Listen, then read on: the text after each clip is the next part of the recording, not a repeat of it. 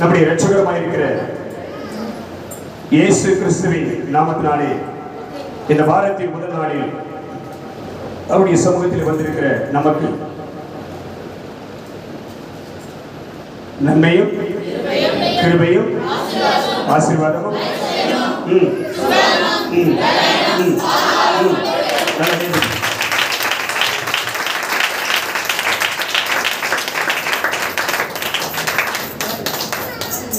நிறைவானது அடிக்கடி சொல்றேன். நிறைவானது வரும் பொழுது எது நிறைவானது? எது நிறைவானது? டக்கு டக்குன்னு பயிர் சொல்லணும். கேட்கறத மறக்க கூடாது. ஒன்னாவதுல படிச்ச படிப்பை பாடத்தை 5ஆவதுல கேட்டாலும் சொல்லலாம். 5ஆவதுல படிச்சத 10ஆவதுல படிச்ச போனாலும் என்ன பண்ண கேட்டா என்ன பண்ணா சொல்லணும். நேற்று சொன்னதை போன வாரம் சொன்னதை இன்னைக்கு மறக்க கூடாது. நிறைவானது எழுது. நிறைவானது எழுது. வசனம் எது நிறைவானது? இந்த வேத வசனமே நிறைவானது. இது எல்லா குறைவுதான். இந்த நிறைவு உனக்குள்ளே வரும் பொழுது உன் வாழ்க்கையில் இருக்கிற எல்லா குறைவினாக விலகி போகும். அல்லேலூயா, அல்லேலூயா. நேரடியாக செய்திக்கு சங்கீதம் 94:13 படிங்க.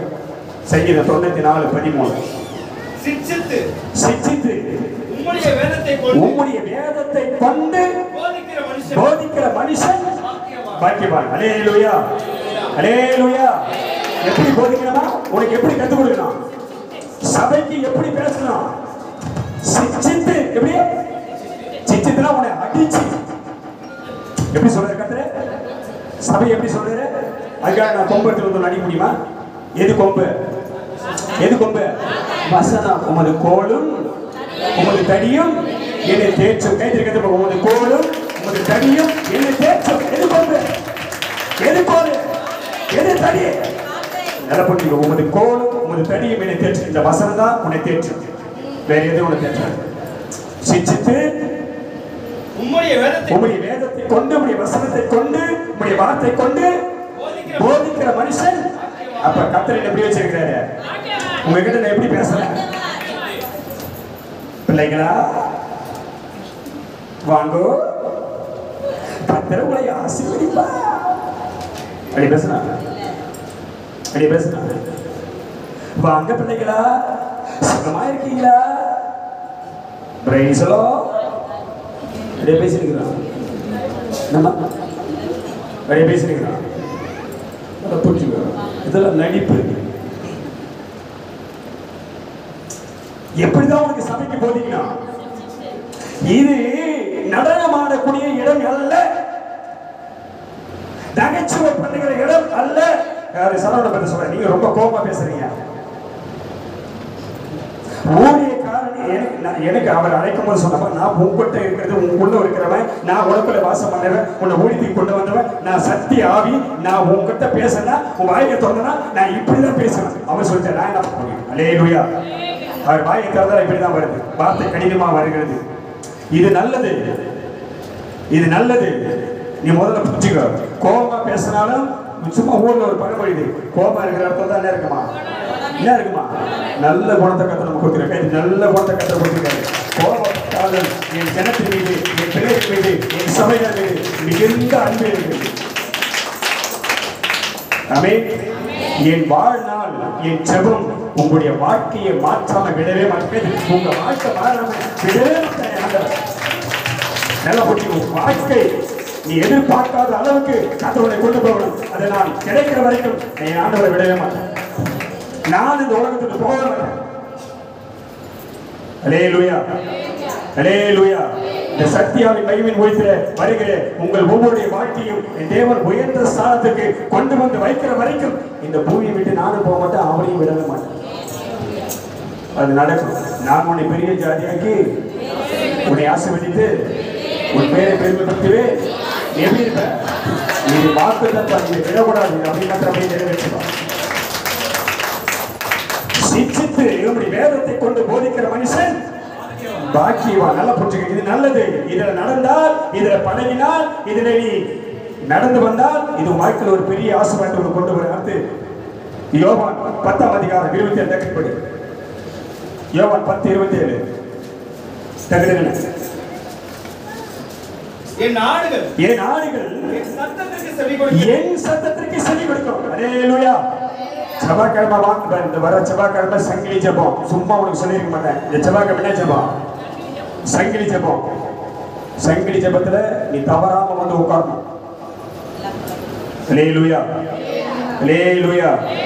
வெள்ளிக்கிழமை அபிஷேக ஆராதனை, கர்த்தருடைய அபிஷேகத்தை எடுத்து வந்து ஜெபம் பண்ண வர ஐயா அப்படின்னு நீ அப்படியே வந்துட்ட சபைக்கு. அதனால ரொம்ப சந்தோஷம் எனக்கு. இங்க வேதம் சொல்லு, என் ஆடுகள் யார் ஆடு? யாரு? என் ஆடுகள் என் சத்தத்திற்கு செவி கொடுக்கிறது.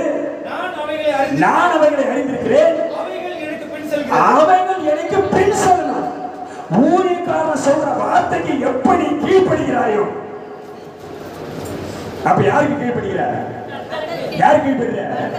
அவருக்கு கீழ்ப்படுகிறார். அல்லேலூயா, அல்லேலூயா. நான் விவரித்து சொல்லாம நேரடியே போயிடுகிறேன். 1 யோவான் 4ஆம் அதிகாரம் 6ஆம் வசனப்படி டக்கு டக்கு 1 யோவான் 4:6. நாங்கள் தேவனால் உண்டானவர்கள். யார் நாங்க? யாரால உண்டானவர்கள்? நீ யாரால உண்டான? உண்டானவர்கள் என்ன அர்த்தம்? நீ உருவானதே யாரால தான்? யார் தான் உன்னை உருவாக்குறது? நாங்கள் தேவனால். நல்லா புரிஞ்சுக்க. உண்ட மனுஷன் எங்களை இந்த ஊழியத்துக்கு கொண்டு வரல. நல்லா புரிஞ்சுக்க. மனுஷன் இந்த ஸ்தானத்தை நமக்கு தரல. மனுஷன் இந்த அதிகாரத்தை நமக்கு கொடுக்கல. மனுஷன் இந்த ஊழியத்தை கொடுக்கல. மனுஷன் இந்த சபையை கொடுக்கல. மனுஷன் உங்களை கொண்டு வரல. யார் தான் கொண்டு வந்த? யார் தான் கொடுத்தது? யார் தான் கொடுத்தாரு? ஊழியத்தை யார் கொடுத்தாரு? யார் அபிஷேகம் பண்ணாரு? யார் சபையை கொடுத்தாரு? யார் உங்களை கொடுத்தாரு? எல்லாம் கர்த்தர். வசனத்தை படிங்க. நாங்கள் தேவனால் உண்டானவர்கள். தேவனால் உண்டானவர்கள். தேவனை அறிந்தவர். அல்லேலூயா, அல்லேலூயா, அல்லேலூயா. கவனமா இருக்கு. கொஞ்ச நேரம் டைம் ஆகட்டும். நம்மிடத்தில் போக்குவரத்தமாய் இருக்கிற, எப்போது வந்து போகிற இந்த மனுஷனை நான் யார பார்க்கிறேன்? யார பார்க்கிறேன்? தேவ மனுஷனை பார்க்கிறேன். இந்த தேவ மனுஷன் நான் பரிசுத்தமான பார்க்கிறேன். உன் பார்வை ஊழியக்காரன் எப்படி இருக்கிறீங்க? எப்படி பார்க்கணும்? நல்லா புரிஞ்சுக்கணும். நாங்கள் தேவனால் உண்டானவர்கள், தேவனை அறிந்தவர்கள். தேவனை அறிந்தவன் எங்களுக்கு செவி கொடுக்கிறார். அல்லேலூயா, அல்லேலூயா. அப்ப ஊழியக்காரருடைய வார்த்தைக்கு நீ கீழ்ப்படிந்தால் யாருக்கு செவி கொடுக்கிறார்? யாருக்கு கீழ்ப்படிகிறார்? தேவனுக்கு பயந்தவன் எங்களுக்கு செவி கொடுக்கிறான். தேவனால் உண்டாயிராதவன், தேவனுடைய பிள்ளையாய் இல்லாதவன், தேவனை ஏற்றுக்கொள்ளாதவன், தேவனாய் உண்டாயிராதவன் எங்களுக்கு செவி கொடுக்கிறது இல்ல.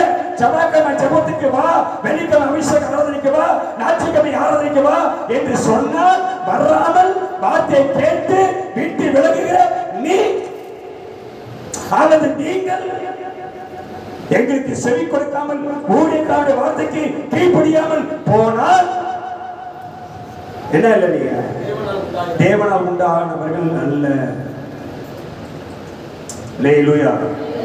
நான் சொல்றேன்னா, ஒரு 6:30 மணிக்கு வந்தா 8 மணிக்கு ஜெபம் முடியுதா இல்லையா? ஒரு 1 மணி நேரம் வந்து ஜெபத்தில் நிற்க முடியுமா? நீ முடியாதா? வாரத்தில் ஒரு நாள். எப்ப? வாரத்தில் ஒரு நாள்.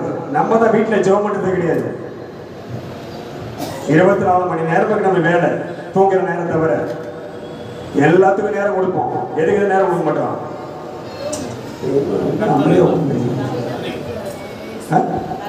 ஜெபத்துக்கு வீட்டில் உங்களுக்கு முடியல, ஜெபம் பண்ணுறதுக்கு டைம் இல்லை, ஜெபத்தில் வந்து கலந்துக்க அப்படி சொன்னால் அதுக்கு கூட வர முடியல. தேவனால் உண்டாயிராதவன் எங்களுக்கு செவி கொடுக்கிறது இல்லை. இதனாலே சத்திய ஆவி யார் மேல இருக்குது? வஞ்சக ஆவி. சத்திய ஆவி என்னதென்றும் வஞ்சக ஆவி என்னதென்றும் அறிந்திருக்கிறோம். அல்லேலூயா, அல்லேலூயா. ஊழியக்காரனை பார்த்து, தேவ மனுஷனை பார்த்து இவர் பரிசுத்தவான் என்று நான் காண்கிறேன் என்றால் நீ எந்த ஆவியில் இருக்கிற? எந்த ஆவியில் இருக்கிற? சத்திய ஆவியில் இருக்கிற. அவரை அது எனக்கு தெரியுமா? அவரை பத்தி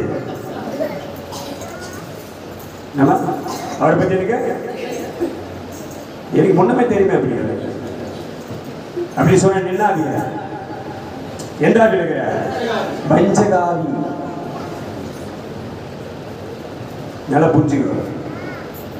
உன் இருதயத்துக்குள்ள ஒரு முழுமையான விசுவாசம் என்ன பண்ணுனா, எனக்கு போதிக்கிற, எனக்கு சத்தியத்தை கற்றுக் கொடுக்கிற என் சபை ஊழியக்காரன் யார்? அவரு யார பார்க்கணும்? யார பார்க்கணும்? தேவ மனுஷனா பரிசுத்தமான நீ பார்க்கணும். எனக்கு அவரை பத்தி தெரியுமே. அவர் அங்கதான் இருப்பாரு. அவர் அங்கதான் பேசிட்டு. இது என்ன வீடு? என்ன வீடு? நல்ல புரிஞ்சு. எந்த ஆவியில் இருக்கிற? எந்த ஆவியில் இருக்கிற? எந்த ஆவியில் இருக்க? சத்தியாவில் இருக்கிறியா? பரிசுத்தாவில் இருக்கிறியா? கத்தோலியாவில் இருக்க போறியா? அல்லது வஞ்சிக்கிற ஆவியில போக போறியா? எந்த ஆவியில வாழ போற? எந்த ஆவியில போக போற? சரி, நல்லா புரிஞ்சுக்கணும். திரும்ப உங்களுக்கு வரேன். உபாகமம் 12ஆம் அதிகாரம். நான் உனக்கு முக்கியமான விஷயத்தை சொல்லி முடிக்கணும். இந்த அடுத்த வாரம் கொண்டு போக விரும்பலையே. சீக்கிரம் 5 நிமிஷம் முடிச்சிடறேன். டக்கு டக்கு வேத வசனத்தை சொல்லிடுறேன். உபாகமம் 12ஆம் அதிகாரம் 11, 12, 13 சீக்கிரம் படிக்கணும். தமது நாமம் விளங்கும்படி நல்லா என்ன கவனிங்க. ஒரு நிமிஷம் என்ன கவனிங்க. திரும்ப வசனத்தை படிங்க. உங்கள் தேவனாகிய கர்த்தர் தமது நாமம் விளங்கும்படி தெரிந்து கொள்ளும் ஓரிடம். தெரிந்து கொள்ளும் ஓரிடம் உண்டாயிருக்கும். அங்கே நீங்கள் நான் உங்களுக்கு கட்டளையிட்ட யாவையும் உங்கள் சர்வாங்க தகனங்களையும் உங்கள் பலிகளையும் உங்கள் தசம பாகங்களையும் உங்கள் கை ஏறெடுத்து படைக்கும் படைப்புகளையும் நீங்கள் கர்த்தருக்கு நேர்ந்து கொள்ளும் விசேஷித்த எல்லா பொருத்தனைகளையும் கொண்டு வந்து உங்கள் தேவனாகிய கர்த்தருடைய சந்நிதியில் நீங்களும் உங்கள் குமாரரும் உங்கள் குமாரத்திகளும் உங்கள் வேலைக்காரரும் உங்கள் வேலைக்காரிகளும் உங்களோடு பங்கும் சுதந்திரமும் இல்லாமல் உங்கள் வாசல்களில் இருக்கிற லேவியனும் சந்தோஷப்படுவீர்களாக. அல்லேலூயா, அல்லேலூயா. என்ன கொண்டு வரணுமா சபைக்கு? என்ன கொண்டு வரணும்? சர்வாங்க தகனங்களையும் உங்கள் தேவனாகிய கர்த்தர் தாம் வாசம் பண்ணக்கூடிய ஒரு ஸ்தலம் உண்டாயிருக்கும். அது எந்த இடம்? இது எந்த இடம்? சபை. ஆவியானவர் எங்க வாசம் பண்றாரு? சபையில. அந்த இடத்துக்கு தான் உன் தசம பாகத்தை என்ன பண்ணீங்க? கொண்டு வரணும். நல்லா புரிஞ்சுக்கோ. எதை குறித்து பேசுறேன் இப்போ? எதை குறித்து நல்லா புரிஞ்சுக்கோ. உன் வீட்டுல யார் வேலைக்கு போறாங்களோ, யாரு கஷ்டப்படுறாங்களோ அதெல்லாம் எனக்கு தெரியாது. உன் வீட்டை நடத்த உன் கரத்தில் கொடுக்கப்படுகிற அந்த வருமானத்துல, உன் கையில வர வருமானத்துல, அது மாதத்தில் 1000 ரூபாய் கூட கையில கொடுக்கட்டும். 30 நாளுக்கு வீட்டு செலவை பார்த்துக்க சொல்லிட்டு உன் கையில 1000 ரூபாய் கூட கொடுக்கட்டும். அதுல 100 ரூபாய் யாருக்கு கொண்டாந்து கொடுக்கணும்? யாரு கொடுக்கணும்? ஒத்துக்கிறியா? செஞ்சுக்கிறியா? உன் கையிலிருந்து கர்த்தருக்கு காணிக்கையே வர மாட்டேங்க. வாழ்க்கை விருத்தியாகாது. நல்லா நீ புரிஞ்சுக்கோ. நான் இது பணத்துக்காக சொல்ல, நீ காணிக்கை கொடுக்கறதுக்காக சொல்ல. நல்லா புரிஞ்சுக்க. ஏன்னா ஆதிகாரம் 14 எடுத்துக்க. 14ஆம் அதிகாரம் தகவல்களை படிங்க. 18, 19, 20 படி. அன்றியும் உன்னதமான தேவனுடைய ஆசாரனாக இருந்த சாலமோன் ராஜாவாகிய மெல்கிசேதேக்கு அப்பமும் திராட்சரசமும் கொண்டு வந்து அவனை ஆபிரகாமை ஆசீர்வதித்து வானத்தையும் பூமியையும் உடையவராகிய உன்னதமான தேவனுடைய ஆசீர்வாதம் ஆபிரகாமுக்கு உண்டாவதாக என்று சொன்ன. கைதறிக்க அல்லேலூயா, அல்லேலூயா.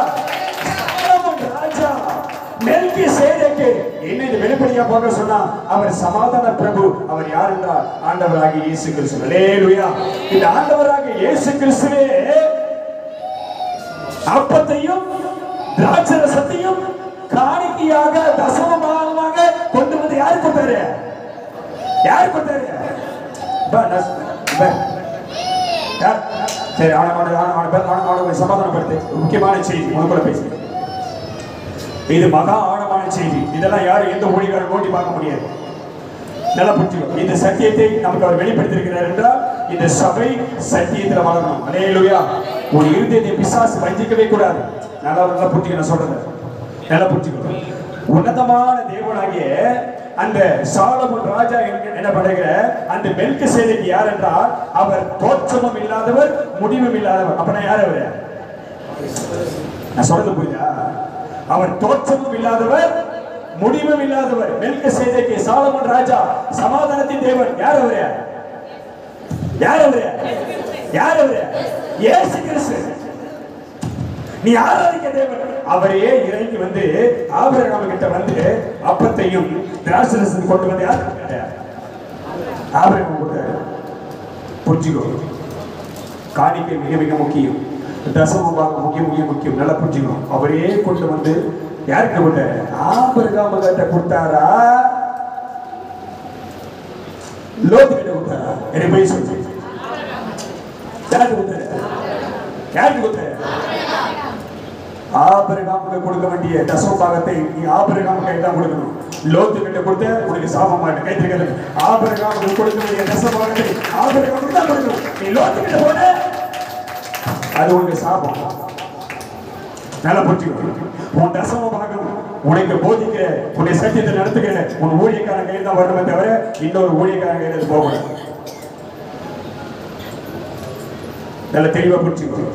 உன் சிந்தையை கெடுத்திருக்கிற ஆவியை உன் சிந்தையை விட்டு தூரப்படுத்து. இயேசு கிறிஸ்துவை இறங்கி வந்து சரீரத்தையும் ரத்தத்தையும் யார்கிட்ட கொடுத்தாரு? ஆபிரகாம் கொடுத்தாரு. ஆபிரகாம் என்ன கொடுத்தாரு? படிங்கப்பா. உன் சத்துருக்களை உன் கையில் ஒப்புக்கொடுத்து ஒப்புக்கொடுத்த உன்னதமான தேவனுக்கு ஸ்தோத்திரம் என்று சொன்னார். இவனுக்கு ஆபிரகாம் எல்லாவற்றிலும் கைதை கதமாயிடு. அல்லேலூயா. நீ உனக்கு 10,000 ரூபாய் மாசம் வருமானம் வந்தாலே அது 1000 ரூபாய் கொடுக்கணும். இங்க ஆபிரகாம் என்ன செய்யறா? எல்லாவற்றிலும் என்ன பண்றாரு அவரு? தசமபாகம் மிக மிக ஆவிக்குரிய வாழ்க்கையில வளர்ச்சியை உண்டாக்கக்கூடிய ஒன்று. நான் ஊழியத்துக்கு வரதுக்கு முன்னாடி ஒரு சொல்லிடுறேன். ஊழியத்துக்கு வரதுக்கு முன்னாடி ரியல் எஸ்டேட் வேலையை பார்த்தது. என்ன வேலை பார்த்தா? டாஸ்மாக் அந்த பணம் வேணாம், அநியாயமா வருகிற பணம் வேணாம், திருடுற பணம் வேணாம், பாவ சம்பளம் வேணான்னு அதை விட்டுட்டு வந்து என்ன பண்ண? 2 வருஷம் அமைதியா இருந்த வீட்டுல. அதெல்லாம் போட்டீங்க. 2 வருஷம் சும்மா இருந்தேன். சபையில கிளம்பிட பார்த்து சொன்னாங்க, தேவையில்லாம பிரதர் வேலை விட்டு வந்துட்டாரு. நான் சொன்னேன், என்னை விட சொன்னவர் என்னை நடத்துவாரு. என்ன பண்ண? நான் என்ன சொன்னேன்? என்னை விட சொன்னவர் அந்த வருமானத்தை வேணாம் அப்படின்னு சொல்லி என்னை விட சொன்னவர் என்னை என்ன பண்ணுவாரு? நடத்துவாரு. அல்லேலூயா. அல்லேலூயா. சரி, அப்புறம் கர்த்தர் என்ன பண்ணாரு? இப்படி சில வேலையை நம்ம கொடுத்தாரு. அந்த வேலையில பார்த்தோம் 1ஆம் தேதியிலிருந்து 30ஆம் தேதி வரைக்கும் 50 ரூபாய் வந்தாலும் சரி, 100 ரூபாய் வந்தாலும் சரி, 1000 வந்தாலும் சரி, எவ்வளவு வந்தாலும் சரி, நான் எனக்காக என் விசுவாசத்தை பிசாசை கெடுக்க கூடாதுன்னு எனக்குன்னு ஒரு நோட்டு வச்சிருப்பேன். அந்த நோட்ல போயிட்டு ஒவ்வொரு நாளும் ஒரு நாள் எவ்வளவு வருது? 50ஆ, இன்னைக்கு தேதியில 100ஆ, இன்னைக்கு தேதியில 1000ஆ, இந்த தேதியில 5000ஆ, இதை அப்படியே மறக்காமல் அன்று இரவே அந்த நோட்டு எடுத்து என்ன பண்ணுவேன்? வருகிற வருமானத்தை தொகையை எழுதிடுவேன். 30ஆம் தேதி அதை போட்டு எவ்வளவு வருமானம் வந்ததோ அதை கணக்கு பண்ணி 1ஆம் தேதி காலையில போயிட்டு என் ஊழியக்கார கையில கொடுத்து டெசம்பர் கொடுத்து நான் ஜோ பண்ணிடுவேன். அந்த எண்ணம் ஒன்று எழுதுல. இதுதான் வளர்ச்சி. 1ஆம் தேதி போன ஐயா கையில 10 ரூபாய் கொடுக்கணும். அதனால 1ஆம் தேதி வரமாட்டேன். எவ்வளவு கொடுக்கணும்? ஐயா கையில எவ்வளவு கொடுத்துட்டா? அந்த மாசம் ஃபுல்லா உங்க கையில 10 ரூபா தான் வந்துட்டா? நான் 10 ரூபாய் எடுத்து வரேன். ரைட்டு. அந்த மாசம் ஃபுல்லா உங்க கையில வீட்டு செலவு பார்க்க 100 ரூபாய் தான் வந்துச்சா? 100 ரூபாய் வந்தா 10 ரூபாய் யாரு கொடுக்கலாம்? புரிஞ்சுக்க தயவு செஞ்சு புரிஞ்சுக்க. விருத்தி ஆகவே ஆகாது வாழ்க்கை. பலிக்கு பெருக மாட்டேன். ஆபிரகாம் அந்த மெல்கிசேதேக்குக்கு என்ன கொடுத்தாரு? எல்லாவற்றையும் என்ன பண்ணாரு? தசமம் கொடுத்தாரு. நல்லா புரிஞ்சுக்கணும். தன் வருமானத்தில், தன் சம்பாதிக்கிற வருமானத்தில் அப்படியே ஒவ்வொரு நாளும் அதை சேர்த்து வைத்து சபைக்கு கொண்டு வந்து கொடுத்த குடும்பமும் நம்மத்திலே இருக்கிற கைதிரிக்கத்தை மேம்பட்டு இது கர்த்தருடைய பார்வையில மகிமையானது. நீ புரிஞ்சுக்க முதல்ல. லேவியராகமம் 27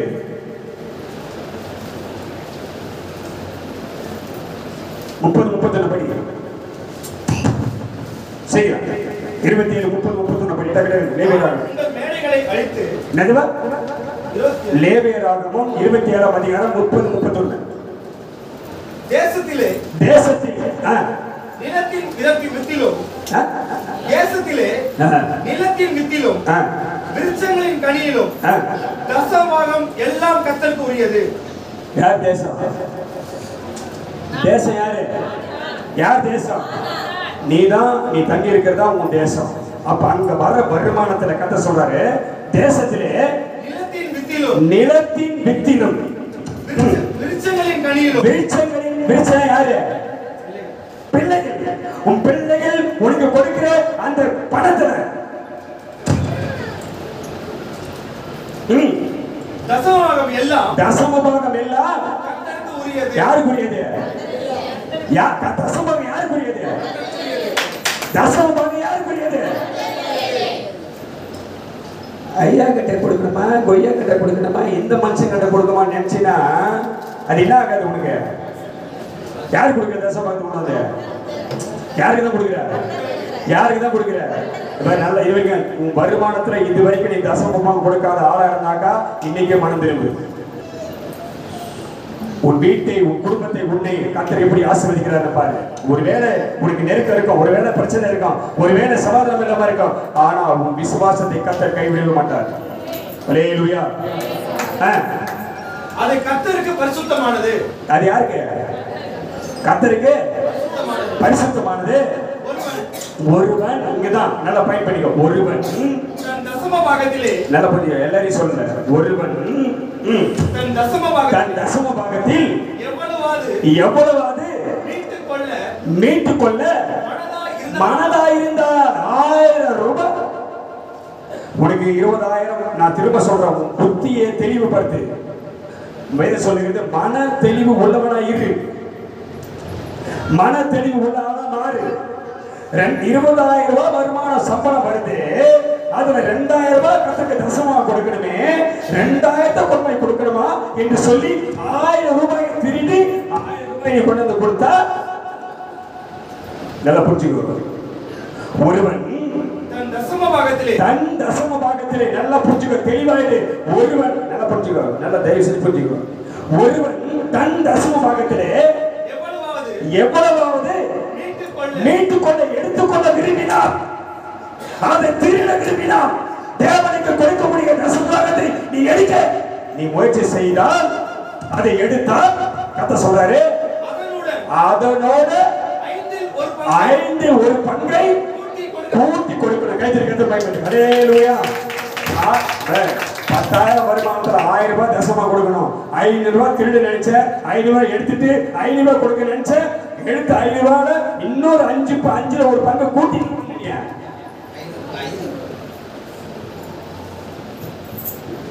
அல்லேலூயா. அல்லேலூயா. நல்லா புரிஞ்சுக்கோ. சம்பாதிக்கக்கூடிய வழியையும் சம்பாதிக்கக்கூடிய பலனையும் யார் தராரு உனக்கு? யார் தராரு? அல்லேலூயா. அல்லேலூயா. ஆபிரகாமுக்கு கொடுக்க வேண்டிய தசமபாகத்தை ஆபிரகாமுக்கு என்ன கொடுக்கணும்? அண்ணன் பையன், அப்பா பையன், பெரியப்பா பையன், சித்தப்பா பையன், எனக்கு தெரிஞ்சவர், என்னை வளர்த்தவர் அப்படின்னு சொல்லி யார்கிட்ட கொடுக்கூடாது? லோத்து கிட்ட கொடுக்கூடாது. ஆமென் சொல்லு. அல்லேலூயா. நான் பிளஸிங் டிவி கொடுப்பேன், நான் ஏஞ்சல் டிவி கொடுப்பேன், ஆசீர்வாத டிவிக்கு கொடுப்பேன், நான் மோகன் சிக்கு அனுப்புவேன். எப்படி என்ன பண்ணக்கூடாது? என்ன பண்ணக்கூடாது? யாருக்கு கொடுக்கூடாது? உங்க தசமபாகத்தை யாருக்கு கொடுக்கணும்? உங்களுக்கு யாரு கொடுக்கணும்? கலர். நான் முடிச்சுட்டேன், டைம் ஆயிடுச்சு. இனிமேல் ஒன்று போகக்கூடாது. இனிமேல் உன் தசமபாகம் எங்க வரணும்? இனிமேல் தசமபாகம் எங்க வரணும்? எங்க வரணும்? உன் தசமபாகம் தவறாம இங்க வரணும். இதுவரைக்கும் தவறு செஞ்சுட்ட, தப்பு பண்ணிட்ட, புத்தி மாறி போயிட்ட. ஆபிரகாமுக்கு செலுத்த வேண்டிய தசமபாகத்தை லோத்து கிட்ட கொடுத்துட்ட. அது நல்லதில்லை, அது சரியில்லை, அது கர்த்தருடைய பார்வை நியாயம் கிடையாது. கர்த்தர் உன்னை மன்னிப்பாரு. தயவு செஞ்சு புரிஞ்சுக்கோ. உன் வருமானத்துல கர்த்தருக்கு கொடுக்காம இவனால கையை குடிக்கிட்ட, திருடிட்ட. யார் கொடுக்க வேண்டிய பணத்தை திருடிட்ட? அப்ப உன் பேர் என்னது? ஐயோ தப்பா எடுத்துக்காத வசனத்தை நான் சொல்றேன். இனிமேல் என்ன பண்ண, இனிமேல் என்ன பண்ண, தவறு செய்ய. அதுதான் கர்த்தர் சொல்றாரு, நான் உங்களை ஆசீர்வதிப்பேனோ மாட்டேனோ என்று என்ன என்ன பண்ணினீங்க, என்னை சோதித்து பாரு. அப்போ உங்க தசம பாகங்கள்லாம் கர்த்தர் தாம் வாசம் பண்ணக்கூடிய தாம் தெரிந்து கொண்ட ஒரு ஸ்தலம் இருக்கும். அந்த ஸ்தலத்துல தான் உன் தசமபாகத்தை கொண்டு வரணும். வேற ஸ்தலத்துல கொண்டு போய் உன் தசமபாகத்தை என்ன பண்ணக்கூடாது, கொடுக்கக்கூடாது. நல்லா புரிஞ்சுக்கணும். கலாத்தியர் 6:6 படி முடிச்சிடலாம். இதுக்கு மேல உனக்கு டைம் இல்லை.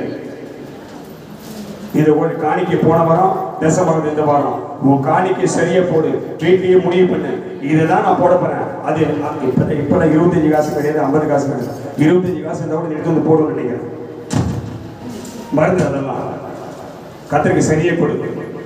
அது 10 ரூபா நோட்டா இருந்தாலும் கடையில் கொண்டு கொடுத்து இந்த நோட்டுக்கு பதிலாக நல்ல புது நோட்டை அவனை கொண்டு சொல்லி வாங்கிட்டு என்ன பண்ணேன், கத்திரி போடு. வீட்லேயே முடிவு பண்ணிக்க, சனிக்கிழமை முடிவு பண்ணிக்கோ, இதான் நான் போட போறேன். இங்கே வந்து இப்படி விட்டு, இங்கே வந்து இப்படி விட்டு, இங்கே வந்து இப்படி விட்டு பார்த்து இங்கே அது உன் மனசு பெருற்றக்கூடாது, வேதனைப்படக்கூடாது.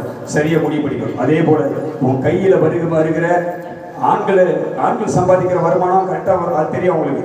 உன் கையில் வருகிற குடும்பத்தை நடத்தக்கூடிய உன் கருத்தில் கொடுக்கிற அந்த காசுல அந்த பணத்துல நீ ஒரு தசமபாகத்தை யார் கொடுக்கணும், கர்த்தர் கொடுக்கணும். அல்லேலூயா, அல்லேலூயா. 6:6 படி முடிச்சிருக்கும். மேலும் திருவசனத்தில் என்ன வசனத்தை, என்ன வசனம், என்ன வசனத்துக்கு பேரு திருவசனம். பிதா குமாரன் பரிசுத்த ஆவியினால் உங்களுக்கு சிக்ஷித்து உங்களுக்கு போதிக்கிற, சத்தியத்திலே உங்களை வளர்க்கிற, பிசாசு உங்கள் சிந்தனையை கெடுக்காதபடி, உங்கள் வாழ்க்கை விருத்தியை கெடுக்காதபடி, உன் குடும்பத்திலே சமாதானமும் ரட்சிப்பும் உண்டாக கூடாதபடி உன்னை வஞ்சித்துக் கொண்டிருக்கிற அந்த பிசாசு உன்னை விட்டு போகணும்னா, மேலும் திருவசனத்தில் உபதேசிக்கிறவனுக்கு சகல நன்மைகளிலும் இது கைதிக்கு கத்தனை மைப்படும்.